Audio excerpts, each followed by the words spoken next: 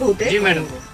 मी सरकारी कामगार अधिकारी यास्मिन शेख. माझ्याकडे तक्रार प्राप्त झाली होती की अशा ठिकाणी काय म्हणतात त्याला किट आणि ह्याचं वाटप होत आहे.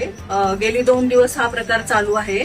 त्याच्यानंतर आम्ही आमच्या वरिष्ठांना केला, पण ते रजेवर असल्यामुळे त्यांचा कॉन्टॅक्ट होऊ शकला नाही आणि माझे 3 कर्मचाऱ्यांना मी इथं पाठवलं होतं, परंतु सदरचा व्यक्ती घराला लॉक लावून निघून गेलेला होता.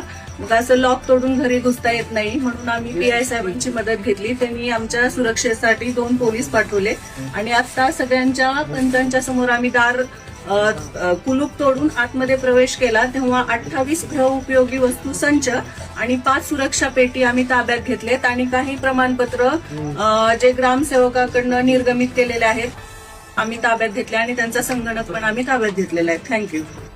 बरोबर मॅडम, याला जबाबदार कोण?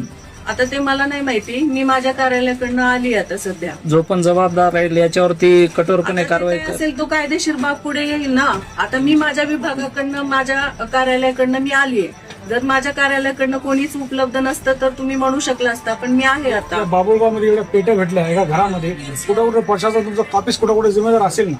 आता मी ते कसं काय सांगणार? मला नाही माहिती. मी सरकारी कामगार अधिकारी प्राथमिक ऐका ना, मी माझ्या जेव्हा तक्रार आली आणि त्याची संवेदनशीलता लक्षात घेऊन त्याचं गांभीर्य लक्षात घेऊन मी इथं आले आणि आता मी 11:30 पर्यंत तुमच्या समोर सगळ्यांसोबत आहे.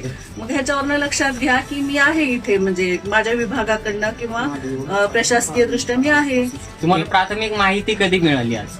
माझ्या मते मला 12 वाजता काहीतरी फोन आला होता पत्रकारांचा.